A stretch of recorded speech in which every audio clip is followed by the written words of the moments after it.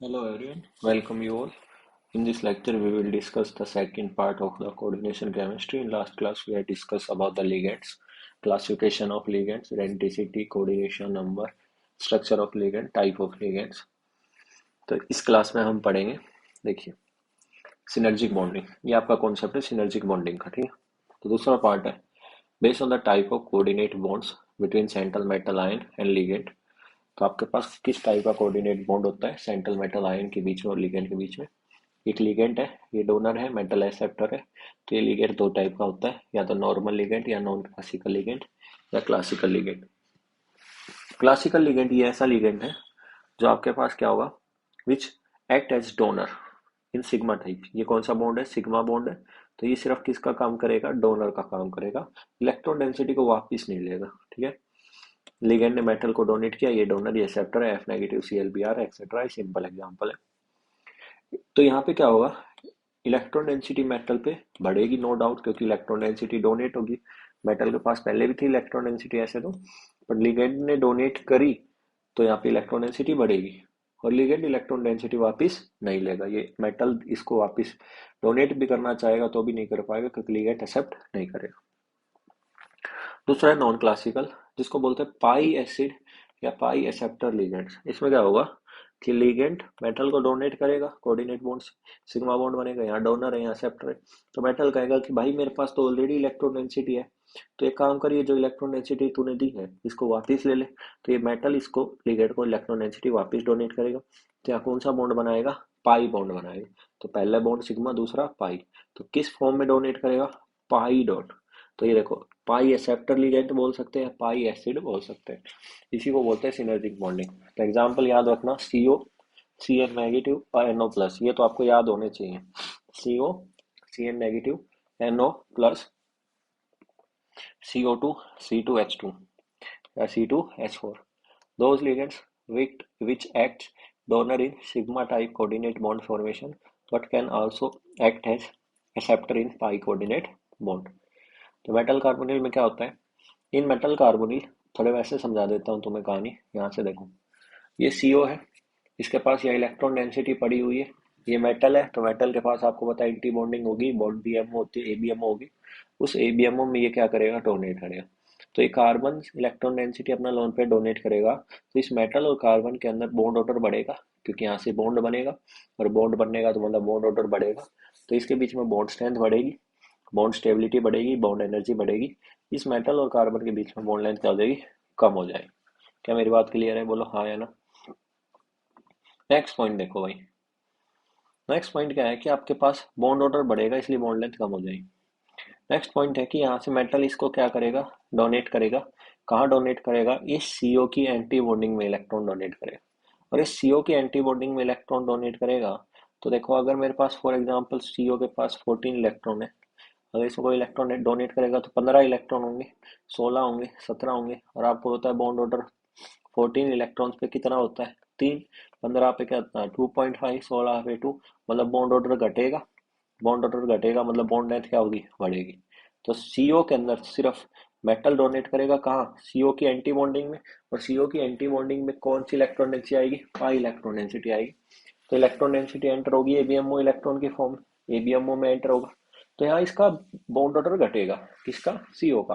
तो bond strength भी घटेगी, बॉन्ड स्टेबिलिटी भी घटेगी, बॉन्ड एनर्जी भी घटेगी, और बढ़ेगी क्या, बॉन्ड लेंथ.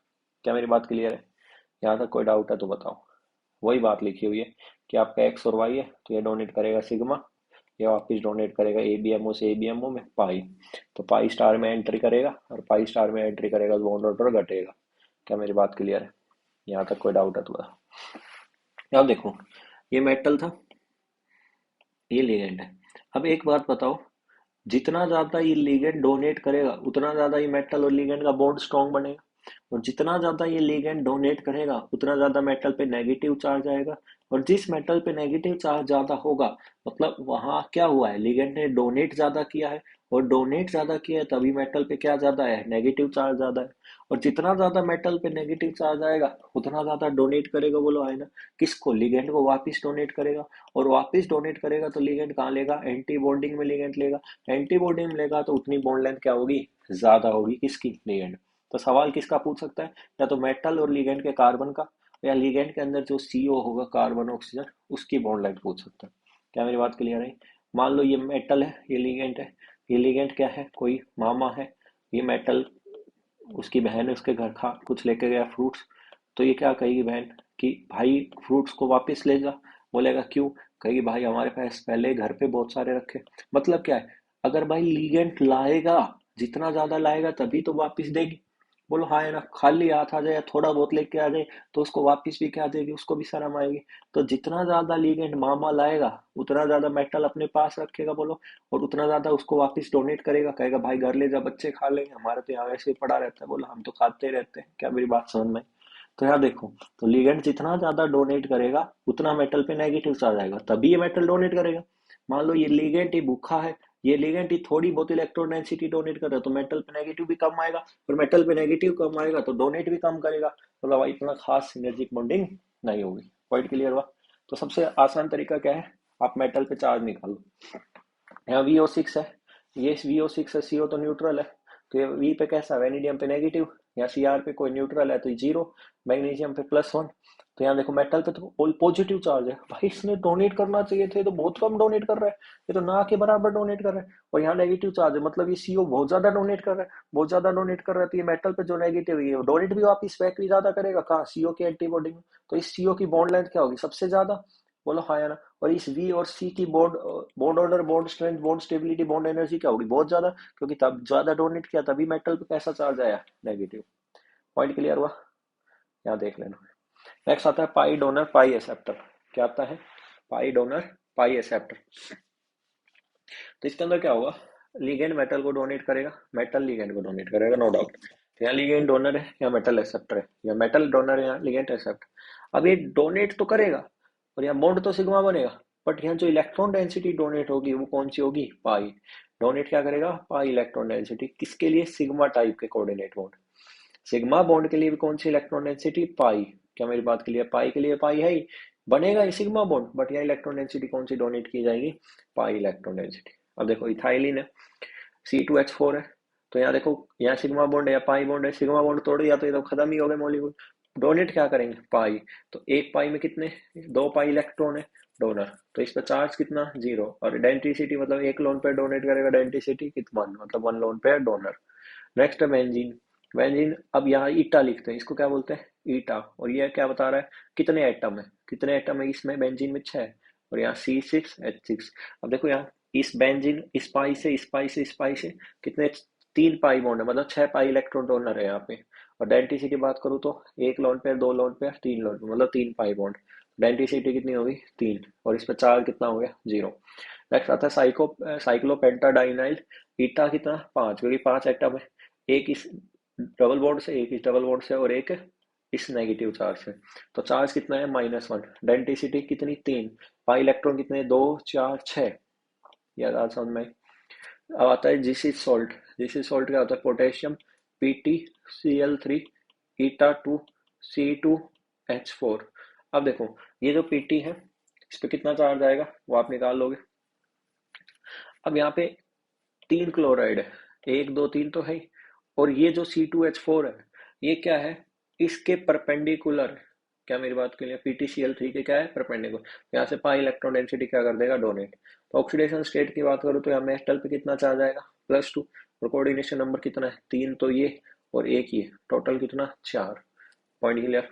नेक्स्ट आता है फेरोसिन। तो फेरोसिन में क्या होगा? Fe C6C5H5। तो ये फेरोसिन था। बोलो हाँ ना? साइक्लोपेंटाडाइनाइल। ये पाई बॉन्ड, ये पाई बॉन्ड, यहाँ कैसा चार्ज? नेगेटिव। तो ईटा कितना हो जाएगा यहाँ पे? 5। क्यों हो गया 5? क्योंकि 5 लोनर एटम है। बीच में F ही रहेगा, सैंडविच कंपाउंड बोलते हैं। इसके बीच में और इसके बीच में F ही रहेगा। Fe कितने का होगा? +2 का, क्योंकि दो नेगेटिव है। यहाँ अगर एक लोन पेयर, मतलब एक पाई बॉन्ड, दो पाई बॉन्ड, और तीसरा ये नेगेटिव चार्ज। तो टोटल इलेक्ट्रॉन डेंसिटी कितनी होगी? 3 ऊपर से, 3 नीचे से, 6। मतलब 3 यहाँ से डोनेट करेगा मेटल को, 1 2 3 4 5 6। तो कोऑर्डिनेशन नंबर कितना हो गया? 6। ऑक्सीडेशन स्टेट कितनी होगी? +2। इसकी डेंसिटी पूछे कोई आपसे, C5H5 की कितनी है? 3। और 2 है तो कितनी होगी? 6। क्लियर है? नाम पूछे तो अब देखो, साइक्लोपेंटा डाई आ गया, तो डाई आ जाता है तो 20 लगता है। तो 20 साइक्लोपेंटा डाइनाइल। और बीच में आयरन है +2 का, तो आयरन सेकंड लिख दिया। क्या मेरी बात क्लियर है? तो यहाँ पे मैंने बताया है कि NO है और एक NO प्लस है।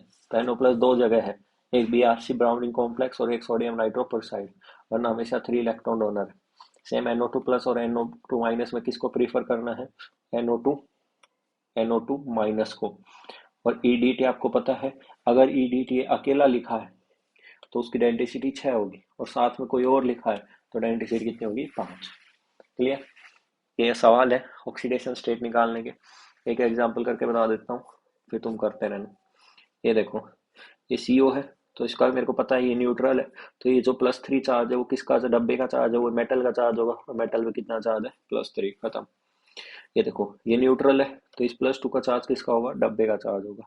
अब देखो, ये न्यूट्रल है, इस क्लोराइड पे -3 है, तो डब्बे इस क्लोराइड का -3 को बैलेंस कौन करेगा? कोबाल्ट। तो कोबाल्ट में कितना चार्ज होगा? +3। क्या मेरी बात क्लियर है? अब देखो, ये कितना चार्ज है, इस पे कितना चार्ज है? -6, और बाहर कितना चार्ज है? 4। तो यहाँ डब्बे पे कितना चार्ज होगा, मतलब सॉरी Fe पे कितना चार्ज होगा? +2। क्या मेरी बात क्लियर है? क्योंकि मुझे क्या करना है, बाहर -4 करना है, तो अंदर क्या करना पड़ेगा, मतलब बाहर -4 किसकी वजह से आएगा? इस अंदर डब्बे की वजह से आएगा। तो अंदर -6 है, तो ये कितने का होगा? +2 का। तभी ये कितने का होगा? -4 का। क्या मेरी बात क्लियर है? और आप वैसे भी कर सकते हो x लेके, कोई दिक्कत नहीं, तो ये आप कर लेना। ठीक है भाई। ये dt अगर 2 माइनस है तो डेंसिटी से 4 है, 3 है तो 5, और 6 आ रहा है तो 6। अगर 1:1 है तो सिंपल आएगा हेक्साडेंटेट है। और यहाँ देखो, अगर कोई और आ गया तो ये 5 वाला है और ये 1 6 ही रखना है, कोऑर्डिनेशन नंबर 6 से ज़्यादा नहीं ले जाना। क्लियर है? ये अभी आपको लेटिन नेम काम आएंगे, Ag argentate, Au aurate, Hg mercurate, Fe ferrate. Next आता है आयुपैक नेम। क्या आता है? IUPAC name. और देखो, इसमें कॉम्प्लेक्स लिख देता हूँ मैं, K4FeCN6। देखो कैसे करेंगे। सबसे पहले भाई अपन लिखेंगे कैटायन का नाम, है ना। सबसे पहले कोई भी हो कैटायन का नाम लिखना है। अब यहाँ 4 हो 400 हो, कोई फर्क नहीं पड़ता, सिर्फ एक पोटेशियम लिखना है, सिंपल कैटायन। उसके बाद ये डब्बा स्टार्ट हो जाएगा मेरे भाई, और जो ये डब्बा स्टार्ट होगा तो डब्बा पीछे से स्टार्ट करना है। सबसे पहले लिखना है कोऑर्डिनेशन नंबर कितना है, 6 है तो हेक्सा, 5 है पेंटा, ट्राई, टेट्रा, सब। ठीक है। उसके बाद भाई लिगेंड का नाम लिखना है, और लिगेंड का नाम लिखना है अल्फाबेट। कैसे लिखना है? अल्फाबेटिकली। जो नाम पहले आएगा उसका अल्फाबेटिकली पहले लिखना है। और लिगेंड के नाम में पॉजिटिव चार्ज का लिगेंड है तो ईएम लगेगा, न्यूट्रल है तो नेम जो नाम होता है वही लगेगा, नेगेटिव है तो क्या रहेगा? ओ रहेगा। यहाँ तक कोई डाउट है? उसके बाद भाई जो सेंट डब्बा है इसके अंदर सेंट्रल मेटल है, वो सेंट्रल मेटल लिखना है, और साथ में उसकी ऑक्सीडेशन स्टेट लिखनी है। अब देखो, अगर ये डब्बा पॉजिटिव चार्ज है या ये न्यूट्रल है, तो मेटल का नाम जो है वो रहेगा सिंपल। सिल्वर है तो सिल्वर, जिंक है तो जिंक, मरकरी है तो मरकरी, कोई नाम में चेंज नहीं आएगा। ठीक है। और अगर ये डब्बा नेगेटिव चार्ज है, जैसे अब ये डब्बा नेगेटिव चार्ज है क्योंकि ये प्लस का है ये माइनस का है, तो उसका लेटिन नाम लिखा जाएगा। और लेटिन नाम जैसे Ag आ गया तो अर्जिनेट, ओरेट, मर्क्यूरेट और फेरेट। क्या मेरी बात क्लियर? साथ में 8 लगेगा, सिंपल सी बात है। पॉइंट समझ में आया? ये मोटी मोटी बात ये है भाई। ठीक है। अब इसमें कुछ बातें हैं ही नहीं। एक बात ये याद रखनी है, अगर लिगेंड के नाम में, या लिगेंड है उसके नाम में पहले से क्या आ रहा है? डाई, ट्राई, टेट्रा आ रहा है। तो अगर लिगेंड 2 आ रहे, 3 आ रहे, तो वहां लगता है बिस, ट्रिस, टेट्राकिस, पेंटाकिस, हेक्साकिस, ये सब। बिस, ट्रिस, टेट्राकिस। क्लियर है? क्या बोला? लिगेंड का नाम रिपीट हो रहा है मोर देन वंस, मतलब बाई ट्राई लग रहा है प्रीफिक्स में, है ना। जैसे साइक्लोपेंटाडाइनाइल था या नहीं था, है ना। तो उसमें आ रहा है डाई आ रहा था, इसलिए अपन ने क्या लिखा था? 20 लिखा था, क्योंकि 2 बार था। यहाँ तक कोई डाउट है? अगर भाई कंपाउंड कॉम्प्लेक्स के अंदर एक से ज्यादा लिगेंड हो तो अल्फाबेटिकली नाम लिखना है, कोई दिमाग लगाना नहीं। और ये मैंने आपको बता दिया रोमन नंबर में क्या लिखनी है, ऑक्सीडेशन स्टेट लिखनी है। यहाँ तक कोई डाउट? सबसे पहले कैटायन, फिर आपके पास कोऑर्डिनेशन नंबर जितना है वो, फिर उसके बाद लिगेंड। लिगेंड के नाम में बाई ट्राई आ रहा है तो बिस, ट्रिस, टेट्राकिस लगेगा। कैटायन पॉजिटिव चार्ज होगा तो ईएम, न्यूट्रल है तो स्पेशल नेम जो है वो है ही, है ना। जैसे O2 था तो डाई ऑक्सीजन, H2O था तो एक्वा, NH3 था तो अमाइन, है ना। NO था तो नाइट्रोसिल। ये आपको पहले याद करवा दिए, उसको देख लेना पिछले वीडियो में। और अगर नेगेटिव चार्ज है तो क्या लगेगा? O। Central metal oxidation state है, पॉजिटिव या न्यूट्रल है तो क्या रहेगा? मेटल का नाम नॉर्मल रहेगा, नेगेटिव है तो लेटिन रहेगा। और लास्ट में जो एनायन है वो रहेगा। एनायन मतलब क्या बोल रहा हूँ मैं, मान लो CuNH3 6, और यहाँ क्या लगा दिया मैंने? Cl3, तो ये Cl3 बाहर एनायन है, तो ये सो ठीक है भाई। अब ये आपके पास एग्जाम्पल है, अभी एग्जाम्पल आप करके देख लेना। एक एग्जाम्पल बता देता हूँ। पोटेशियम 6 है तो हेक्सा साइनो, Fe मतलब फेरेट, क्योंकि Fe कौन सा है, माई डब्बा माइनस का है, सिंपल। देखो ये डब्बा प्लस का है मतलब सिल्वर रहेगा, सिंपल बात। दो है, दो है तो डाई अमाइन है ना, कोऑर्डिनेशन नंबर 2 है तो डाई है ना। 6 था तो हेक्सा, NH3 का अमाइन बोलते हैं, अमाइन सिल्वर, और उसके बाद हाइड्रोक्साइड है तो हाइड्रोक्साइड। ये है टोलेंस रिएजेंट है ना, Na3Al F6, ठीक है। तो ये क्या है, Na सोडियम, F 6 है तो हेक्सा फ्लोरो एल्यूमिनियम। अब देखो ये नेगेटिव चार्ज है तो नाम के पीछे 8 लगेगा, एल्यूमिनेट लगे है ना। ये न्यूट्रल फ्लक्स होता है, एल्यूमिनियम के प्रोसेस है, मेटलर्जी का हिस्सा वैसा हट गया, कुछ पढ़ने की जरूरत नहीं। निकल देखो, निकल न्यूट्रल है, अब न्यूट्रल हो कैटाइनी को बात एक ही रहेगी, क्या मेरी बात क्लियर है। निकल का निकल रहेगा, 4 है तो टेट्रा CO का कार्बोनिल निकल। यहाँ क्या लगेगा, टेट्रा क्लोरो प्लेटिनेट। अब देखो डब्बा कितने का है, नेगेटिव का है, तो प्लेटिनेट हो गया, सेकंड तो लगाना ही पड़ेगा क्योंकि कोऑर्डिनेशन नंबर कितना है, 4 है, तो डब्बे को -2 रखना है, तो यहाँ कितना रखूँ, +2। तो ओवरऑल यहाँ +2 -4 कितना आ गया, -2, मतलब डब्बे पे -2 चार्ज आ गया। नेक्स्ट देखो K2HgI4 प्लस KOH आ जाए तो उसको बोलते हैं नेजुलर सी एजेंट, अमोनिया के टेस्ट में आता है, बार बार पढ़ लिया, अब चीजें याद हो रही होंगी। तो यहाँ पोटेशियम आ गया, टेट्रा आयोडो मर्क्यूरेट, आयोडीन का आयोडो लिख दिया, और ये आपके पास आपको बताया नेगेटिव चार्ज है तो मर्क्यूरेट। इसका नाम देखो Na2FeCnNO है, इसको बोलते हैं सोडियम नाइट्रोक्साइड, यही ऐसा है जहाँ NO प्लस है, और एक है ब्राउन रिंग कॉम्प्लेक्स। तो इसका नाम क्या हो गया, सोडियम। अब देखो Cn है और NO प्लस है, तो NO प्लस को अपन क्या बोल सकते हैं, नाइट्रोसोनियम भी बोल सकते हैं, नाइट्रोसीलियम भी बोल सकते हैं, ठीक है। अब देखो पहले क्या आता है, 5 आएगा पेंटा, क्योंकि पहले सी आता है, तो पेंटा साइनो, फिर नाइट्रोसोनियम लिख दिया, Fe का फेरेट लिख दिया, और सेकंड ऑक्सीडेशन स्टेट लिख दिया। नेक्स्ट है Na3COOX है, तो sodium try oxalate of cobalt third. Next है डाई, अब देखो En आ गया, और En में इथाइलिन डाई अमीन आता है, डाई आता है या नहीं आता, आता है। उससे पहले ई से पहले सी आता है, तो यहाँ लिख दिया, 2 है तो डाई क्लोरो, और En 2 है तो इथाइलिन डाइअमीन लिख के उसका आगे लगा दिया 20, क्योंकि 2 बार आया है 20। कोबाल्ट का कोबाल्ट, और लास्ट में क्लोराइड है तो क्लोराइड लिख दिया। क्या देखो क्लोराइड क्यों लिखा, क्योंकि ये एनाइन वाला पार्ट है, तो एनाइन में तो आइड लगे।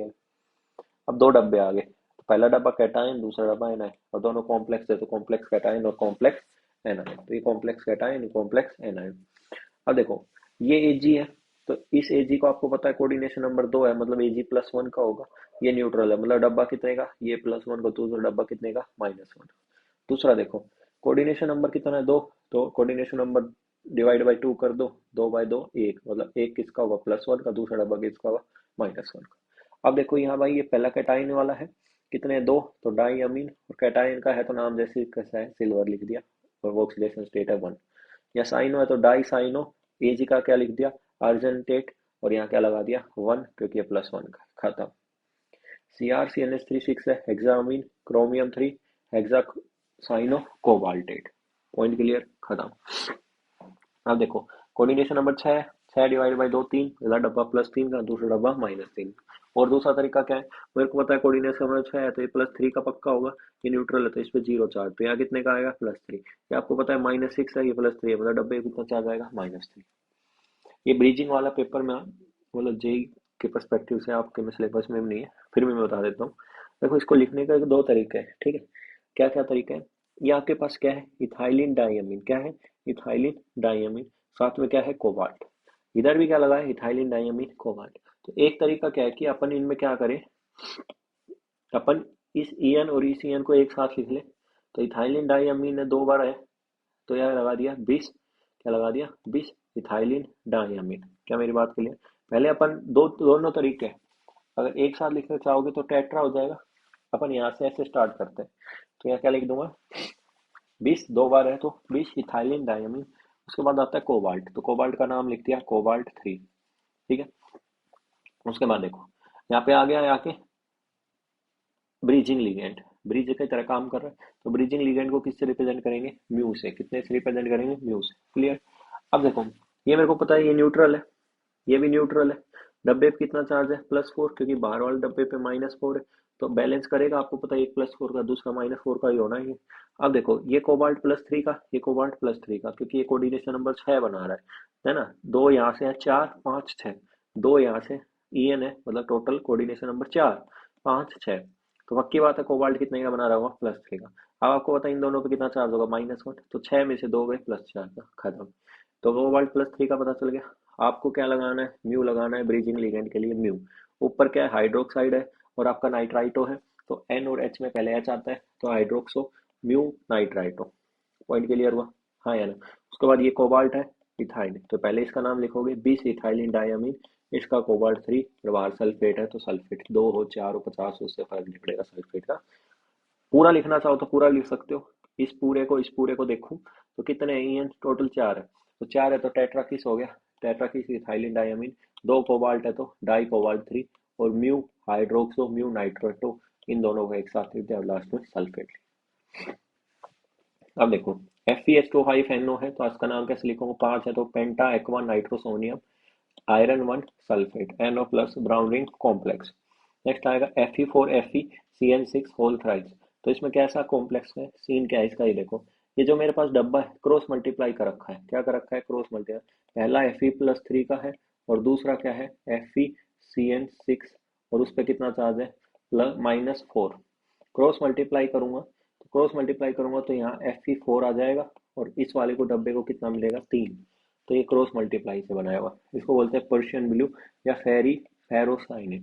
क्लियर, क्योंकि +3 वाला है बाहर, तो आईआर वाले में फेरी, और अंदर फेरो है क्योंकि +2। पॉइंट समझ में। तो इसका नाम है, कैसे लिखोगे, ये देखो Fe का तो Fe लिख दिया आपने 3 वाला, क्या मेरी बात, इसकी ऑक्सीडेशन स्टेट +3 है। नेक्स्ट क्या है, हेक्सा। हेक्सा क्यों, कुछ है, हेक्सा साइन ऑफ फेरेट, और ये सेकंड, ये आ गया। नेक्स्ट आ गया 3 2, टर्न्स बिल्स ब्लू वाला आ गया, सी आ गया। अब ये ईएन में आ गया, 3 आ गया, तो tris, tris ethylene diamine cobalt 3, tri oxalato cobaltate second. ठीक है ना, ये आप कर लेना अब भाई। ये देखो ये क्वेश्चन है, K2CrCN होल ट्वाइस O2O2NH3। अब मेरे को ये पता करना है कि ये O2 कौन सा है। ठीक है ना, कुछ भी हो सकता है, मुझे नहीं पता। पर मैंने देखा कि यहाँ पे कोऑर्डिनेशन नंबर कितना है, 2 3 4 5 6, है ना। दो यहाँ से, 3, एक ये 4, और 2 ये 5 6। तो आपको पता है कि 6 है, तो मैंने यहाँ से K2 का कितना लिया, +2। इसका मुझे पता चल गया कोऑर्डिनेशन नंबर कितना है, 6, तो इसका ले लिया +6 -2। इस O2 का मेरे को पता नहीं है, इसका निकालना है, क्योंकि O2 सुपर ऑक्साइड भी हो सकते हैं, पर ऑक्साइड भी हो सकता है। तो इसका निकालना था, तो इसको y ले लिया, इसको -4 +0। तो यहाँ से मेरे को आया Cr+6 किसके बराबर आया, मतलब इस y की वैल्यू क्या आई, -2। इससे मेरे को पता चला कि ये क्या है, परोक्सो है। ठीक है। सेम कोऑर्डिनेशन नंबर 4 के लिए भी कर सकते हो, उसके लिए आएगा डाइऑक्सी। ये आपका आयुपैक नेम खत्म हो गया। नेक्स्ट आता है इफेक्टिव एटॉमिक नंबर। क्या आता है, effective atomic number. It is defined as, आपको पता है, total count of electrons. Clear, total count of electrons which any central metal ion has in any complex. किसी भी कॉम्प्लेक्स में total count of electron, total number of electron कितने हैं central metal के पास, वो क्या है, इफेक्टिव एटॉमिक नंबर। कैलकुलेट कैसे करोगे, atomic number of central metal ion minus oxidation state of central metal ion plus electron gain from ligand, two into coordination number. क्या बोला मैंने, सबसे पहले एटॉमिक नंबर पता हो, उसकी जो ऑक्सीडेशन स्टेट है उसको माइनस कर दो, +2 इंटू कोऑर्डिनेशन नंबर कर दो, 2 इंटू कोऑर्डिनेशन नंबर कर दो, या फिर कितने इलेक्ट्रॉन गेन करे हैं लिगेंड्स। सीधी सी बात है कि अगर कोऑर्डिनेशन नंबर 1 होगा तो आपको पता है 2 इलेक्ट्रॉन, 2 होगा तो 4 होगा, या फिर सीधी बात है 2 into coordination number. According to EAN rule, central metal tries to achieve nearest noble gas. कोई स्टेबिलिटी के बारे में कुछ नहीं बताएगा, सिर्फ यहाँ पे क्या है कि नियरेस्ट नोबल गैस क्या करेगा, मेटल अचीव करना चाहेगा। अब वो उसको अचीव करने के लिए, मान लो अगर 36 है नोबल गैस, ठीक है, तो 36 को पूरा करने के लिए वो क्या चाहेगा, वो चाहेगा, मतलब अगर उसके 35 इलेक्ट्रॉन है तो 36 करना चाहेगा, इलेक्ट्रॉन लेना चाहेगा। मान लो 37 इलेक्ट्रॉन, 37 इलेक्ट्रॉन है, तो एक इलेक्ट्रॉन क्या करना चाहेगा, लूज करना चाहेगा। तो ये दो टाइप के प्रोसेस हो सकते हैं। या फिर वो क्या चाहेगा, डाइमराइजेशन करना चाहेगा, ताकि आपके पास क्या हो, नंबर इनर्ट गैस जैसा आ जाए। तो ऑक्सीडेशन भी हो सकता है, रिडक्शन भी हो सकता है, या फिर मेरे पास क्या हो सकता है, डाइमराइजेशन भी हो सकता है। क्लियर। ये कॉम्प्लेक्स देखो, ये आपका कोबाल्ट है, एटॉमिक नंबर कितना है, 27। इस पे चार्ज Cl की वजह से होगा -3। ठीक है। प्लस क्या है, कितने कोऑर्डिनेशन नंबर है, 6, और एक दो लोन पे दो इलेक्ट्रॉन डोनेट करेगा, तो 6 कितना डोनेट करेगा, 12। कितना आ गया, 36। मतलब ये नोबल गैस को अचीव कर चुका है, ये कोई अचीव करने की कोशिश भी नहीं करेगा।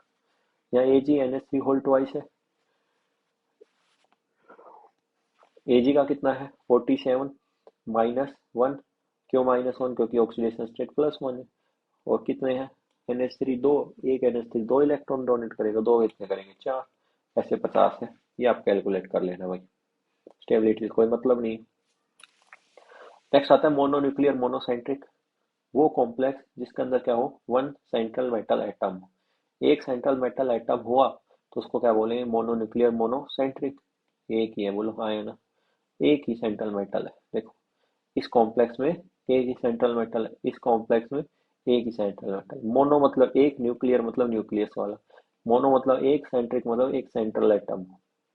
पॉलीन्यूक्लियर मतलब दो और दो से ज्यादा सेंट्रल एटम, जैसे Mn2 है या CO2 है। तो ये बताओ, ये वाला कॉम्प्लेक्स हो, कोई भी कॉम्प्लेक्स हो, या तो ई रूल को फॉलो करेगा या नहीं करेगा। बट अगर कहीं ना कहीं ये दो बन रहे हैं, एक से कितने यूनिट बन रहे हैं, दो, पॉलीसेंट्रिक हो रहे हैं, तो मतलब ये बना ही क्यों है, बना ही ई को फॉलो करने के लिए। ऐसा नहीं है कि टाइम पास के लिए मैं तो दो जुड़ गए और फिर भी मेरी स्टेबिलिटी नहीं हो, तो समाज में इज्जत कहाँ से होगी बताओ। समाज क्या कहेगा, बोले फिर क्या फायदा तूने पॉलीसेंट्रिक बनने का या पॉलीन्यूक्लियर बनने का, बोले क्या बात, बोले जब भी स्टेबिलिटी पूरी नहीं हुई।